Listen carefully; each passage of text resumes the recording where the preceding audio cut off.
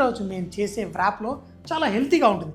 ఎందుకంటే ఇందులో మనం రకరకాల గ్రీన్స్, అయితే ఈరోజు నేను వాడుతున్న గ్రీన్స్ ఇది రాడిష్ ఆకులు. మా తోటలో నేను బోల్డంత రాడిష్ వేసినప్పుడు ఫస్ట్లో వచ్చే ఆకులు ఉంటాయి. ఆ ఆకులన్నిటినీ ఇలా తీసుకొని ఈ ఆకుల్ని ఏంటి సింపుల్గా చేత్తోటే ఇలా తుంచేసి మీరు దేంట్లోన్నా వేసుకోండి. నేనైతే కూరలలో వాటల్లో కూడా వేసేసుకుంటాను. అది mutton curry, chicken curry, vegetable curry, దేంట్లో అయినా రకరకాల ఆకులు. మరి ఆకుల్లో కూడా కొంచెం రంగులు ఉండాలి. రంగులు అంటే దానికి వచ్చే వెజిటేబుల్ ఏదైతే రంగు ఉంటుందో వాటి ఆకులు కూడా కొంచెం రంగు ఉంటుంది. ఇది బీట్రూట్ ఆకు. బీట్రూట్ ఆకులో కొంచెం మనకి ఆ ఎర్రతనం ఉంటుంది, దాన్ని కూడా తుంచేయండి. అయితే ఇలా లేతగా ఉన్న ఆకుల్లో బోల్డ్ అన్ని పౌష్టిక విలువలు ఉంటాయి. అయితే చాలాసార్లు చాలామంది కూరలు ఇవన్నీ వండుకొని తింటారు. మా దగ్గర ఏంటంటే పచ్చి కూడా, ఎందుకంటే ఎటువంటి పెస్టిసైడ్స్ ఏం వేయము, ఫ్రెష్గా ఆర్గానిక్గా పండించే ఈ తోటలో మనకి పాలకూర కూడా చూడండి ఎంత బాగుందో. ప్రతి వాటి వచ్చే ఆ సువాసన కూడా అద్దరిపోతుంది. సో ఈ విధంగా మనము పాలకూరను కూడా ఈ విధంగా తుంచేయండి. ఎంత లేతగా ఉంటే ఆకులు అంత బాగుంటాయి. అయితే మైక్రో గ్రీన్స్ అంటారు. మైక్రో గ్రీన్స్ అంటే ఏంటంటే ఆ గింజలో నుంచి మొలక రాగానే ఆ 2 ఆకులు రాగానే మైక్రో గ్రీన్స్ అంటారు. అలా వేసుకున్నా మీకు చాలా బాగుంటుంది. చాలా దేశాల్లో వేస్తారు. ఈ కొంచెం మెంతి కూరలో ఆ కాడ తుంచేసి ఈ ఆకుల్ని కూడా చూడండి. నేను 1 కాదు 2 కాదు, మీకు ఎన్ని రకాల ఆకుకూరలు మీరు ఇందులో వేసుకోవచ్చు. తర్వాత లాస్ట్లో మంచి ఫ్లేవర్ని ఇచ్చేది ఏంటి, కొత్తిమీర. ఈ ఆకుల్ని తుంచేసాను, కొత్తిమీర కూడా మనం ఇందులో వేసుకుంటే చాలా బాగుంటుంది. లేతటి ఆకులు కొత్తిమీరతో సహా రెడీ. దీనిపైన లాస్ట్లో మనము వేసి సాస్తో పాటు వడ్డించుకున్నప్పుడు భలేగా ఉంటుంది. చూడండి, లేత ఆకులు రెడీ. మరి ఈ వ్రాప్ ఎందుకు తినాలి?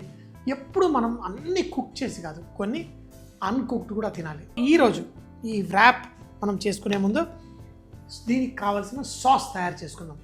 ఒక వ్రాప్లో ఏదంటే ఒక రొట్టె చేసుకుంటాం, దాని లోపల అన్నీ వేసుకుంటాం, కానీ దాంట్లో వేసే సాస్ చాలా జ్యూసీగా ఉండాలి, తినడానికి మంచి ఫ్లేవర్గా ఉండాలి. ఈ ఆకుకూరలు చికెన్ రెండింటి కాంబినేషన్ని అద్దరు కొట్టేలా ఉండాలి. ఇక్కడ మయోనైజ్ ఉంది, ఇది అలాగే ఇక్కడ పెరుగు కూడా ఉంది. మరి దీన్ని కొంచెం చట్పటాగా చేయడం కోసం నా దగ్గర ఫ్రెష్ ఆవకాయ కూడా ఉంది. ఆవకాయ, మయోనైజు, పెరుగు వేసుకుంటే మనకు వచ్చే సాసు వ్రాప్లలో చాలా బాగుంటుంది. తినేటప్పుడు మనం ఆ పచ్చి ఆకుకూరల్ని, చికెన్ని కూడా బాగా టేస్టీగా తయారు చేసే గుణం ఉంటుంది. సో ముందుగా చిక్కటి పెరుగు, దీంట్లో నీళ్ళు ఉండకూడదు, పొట్టి చిక్కటి గడ్డ పెరుగు లాంటివి తీసుకోండి. పర్ఫెక్ట్. దీన్ని చూడండి ఇలా సాస్ కన్సిస్టెన్సీ, ఈ సాస్ కన్సిస్టెన్సీకి ఇందులో వేసాను. దీంట్లో మయోనైజ్, సో మయోనైజ్ కూడా ఇందులో వేస్తాను. మయోనైజ్లో ఏంటంటే న్యాచురల్గా ఎమల్సిఫై చేసి ఉంటుంది. అంటే మనకి ఆ ఫ్లేవర్ ఒక్కటే కాదు, టేస్ట్ ఒక్కటే కాదు, అది నీళ్లు వదలకుండా చక్కగా పట్టుకునే గుణం ఉంటుంది మయోనైజ్లో. బ్యూటిఫుల్గా చూడండి, పెరుగు వేయగానే మనకి ఈ చిక్కటి ఈ సాస్ తయారైంది. మీరు చాలాసార్లు, మీకు తెలియదు కూడా, మనం రెస్టారెంట్స్కి వెళ్ళినప్పుడు సాస్లో వాళ్ళు మింట్ చట్నీ అని ఇస్తారు. సాధారణంగా మింట్ చట్నీ అనేది పెరుగుతోటి మనం పుదీనాతో చేస్తాం, కానీ బాగా గ్రైండ్ చేసిన పుదీనా కొంచెం పెరిగేసి దాంట్లో మయోనైజ్ వేసేస్తారు. తినడానికి కూడా చాలా బాగుంటుంది. అయితే ఈరోజు మనం చేస్తున్నది ఆవకాయతోటి. సో ఇందులో ఆవకాయ వేసేస్తాను. మనం బద్ద లేని ఆవకాయ ముక్కలు తీసుకొని ఇందులో కలిపేసుకోండి, ఆ చట్పటాగా ఉంటుంది. ఇప్పుడు దీన్ని టేస్ట్ చూడండి. మన ఆవకాయ వల్ల ఉప్పు వస్తుంది, కానీ కావాలనుకుంటే ఇంకా కొంచెం వేయండి. పర్ఫెక్ట్. దీన్ని మనం రెడీగా పెట్టుకుందాం. ఇందులో వేయడానికి నా దగ్గర చికెన్ కూడా ఉంది. అయితే ఈ చికెన్ నాకు స్టాక్ చేసుకున్నప్పుడు, లేకపోతే చికెన్ కబాబ్ చేసుకున్నప్పుడు, అలాంటప్పుడు ఏదైనా చికెన్ మిగిలిపోతే ఆ చికెన్ని బోన్ లేకుండా తీసి మనం ఇలా చేసుకున్నాను. దీంట్లో కూడా లైట్గా ఉప్పు,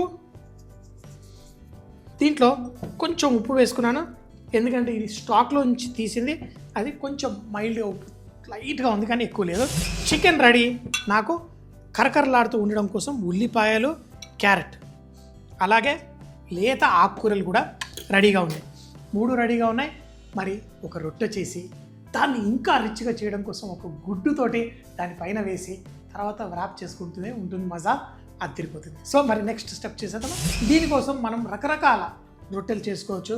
మనకి ఇప్పుడు కేవలం గోధుమలే కాదు, మిక్స్ గ్రెయిన్ ఆటా కూడా దొరుకుతుంది. అలాంటి వాటితో కూడా మనం చేసుకోవచ్చు. సో నేను పిండి సాఫ్ట్గా చూడండి ఇలా సాఫ్ట్గా కలిపి పెట్టుకున్నాను. ఈ వ్రాప్ కొంచెం పెద్దగానే చేసుకుంటాను. దీన్ని చూడండి ఇలా వ్రాప్ చేసి పక్కన పెట్టేసుకోండి. చపాతీ పిండి మనం కలుపుకున్న పిండి కొంచెం సాఫ్ట్గా ఉండాలి. తర్వాత పొడి పిండి ఇక్కడ చూడండి, ఇక్కడ రౌండ్స్ ఉన్నాయి, ఇక్కడ ప్రతి దానికి నెంబర్లు ఉన్నాయి. 6 ఇంచు, 7 ఇంచు, నాకు 14 ఇంచ్ నాకు రొట్టె చేసుకోవాలని ఉంది.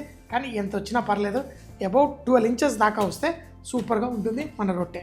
చేతితోటి ఎంతవరకు అవుతే అంతవరకు చేసి తర్వాత మన రోలింగ్ పిన్.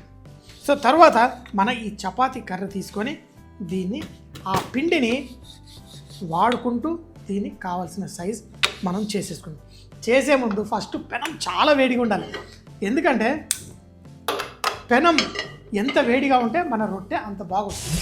చూడండి లాస్ట్కి అటు ఇటు చేసి ఒక 13 ఇంచెస్ రొట్టె తయారు చేసుకున్నాను. ఎందుకంటే నా పెనం 13 ఇంచెస్, 12 ఇంచెస్ యాక్చువల్గా పెనం కంటే పెద్ద రొట్టె వచ్చేసింది.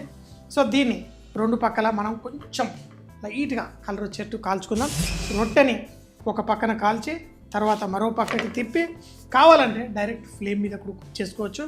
మీ రొట్టె మంచిగా కుక్ అయిన తర్వాత దీన్ని వ్రాప్ లాగా మనం ఎలా మార్చాలో చూద్దాం. రొట్టె రెడీ అయిన వెంటనే మనం కోడిగుడ్డు దీనిపైన వేసేద్దాం. కోడిగుడ్డు వేసి దీన్ని ఇలా దాని ఎడ్జెస్ అంతా ఆ వేడికి లైట్గా ఒక సైడ్ కుక్ అవుతుంది. దీనిపైన ఎక్కువ కాదు, కొంచెం నూనె లైట్గా వేసుకుంటాను. ఇప్పుడు ఈ రొట్టెని తీసి ఈ రొట్టెని ఇలా తిప్పేసి వేసుకోండి. ఇప్పుడు మీరు ఏమేమి వేయాలనుకున్నారు? క్యారెట్, ఉల్లిపాయలు, అలాగే మన చికెన్ ఏదైతే ఉందో చికెన్ వేసుకున్న తర్వాత మన సాస్ దాన్ని దీనిపైన వేసుకోండి. అట్లా అని చెప్పి మరీ ఎక్కువ కూడా ఉండకూడదు. తినేటప్పుడు లోపల మనకి జ్యూసీగా ఉండాలి. ఇప్పుడు మన ఆకుకూరలు అన్నీ కలిపేసుకున్న ఈ ఆకుకూరలు చూడండి ఫుల్గా వేసుకోండి. ఇవి మళ్ళీ తినేటప్పుడు ఆ పచ్చిదనం లేకుండా వీటన్నిటితోటి కలిసిపోయి పర్ఫెక్ట్గా వస్తుంది మన రొట్టె. తర్వాత దీనిపైన కొంచెం కెచప్, కొంచెం నిమ్మకాయ రసం,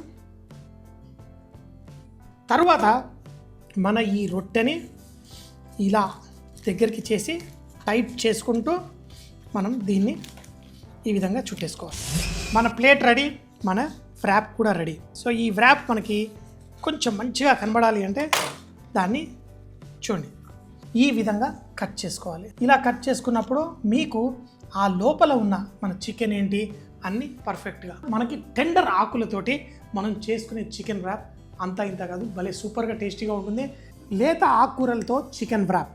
దీన్ని తయారు చేయడానికి చూపించిన విధంగా రాడిష్ ఆకు, బీట్రూట్ ఆకు, పాలకూర ఆకు, మెంతికూర ఆకు, కొత్తిమీర ఆకు వీటన్నిటిని క్లీన్ చేసుకొని తుంచి పెట్టుకోవాలి. తర్వాత ఒక బౌల్లో కొంచెం పెరుగు, మేయనైజ్, ఆవకాయ కొంచెం, అలాగే కొంచెం ఉప్పు వేసి ఈ మిక్చర్ ని కలిపి సాస్ తయారు చేసుకోవాలి. ముందుగానే బాయిల్ చేసుకున్న చికెన్ నా దగ్గర ఉంది కాబట్టి పెట్టుకున్నాను, లేకపోతే చికెన్ కబాబ్ ముక్కలు కానీ చికెన్ బాయిల్ చేసుకుంది కానీ మనం వాడుకోవచ్చు. ఒక చపాతీ పిండి చూపించిన విధంగా రోల్ చేసి వేడి పెనం పైన 2 పక్కల లైట్ గా కాల్చి ఒక కోడిగుడ్డు పగలగొట్టి దాని మీద వేయాలి. ఒక సైడ్ కోడిగుడ్డుని చక్కగా పట్టించి దాన్ని 2 పక్కల కుక్ చేసి అది టేబుల్ మీద పెట్టుకొని ఇప్పుడు సన్నగా కట్ చేసుకున్న క్యారెట్లు, ఉల్లిపాయలు, అలాగే బాయిల్ చేసిన చికెన్, మనం తయారు చేసుకున్న సాసు, అలాగే దానిపైన ఆకు కూరలు కూడా వేసి దానిపైన కెచప్, అలాగే కొంచెం నిమ్మకాయ రసం కూడా వేసి దాన్ని చూపించిన విధంగా వ్రాప్ తయారు చేసుకోండి. చేసిన వెంటనే వేడివేడిగా తింటే చాలా చాలా జ్యూసీగా టేస్టీగా ఈ లేత ఆకుకూర చికెన్ వ్రాప్ ఎంజాయ్ చేయవచ్చు.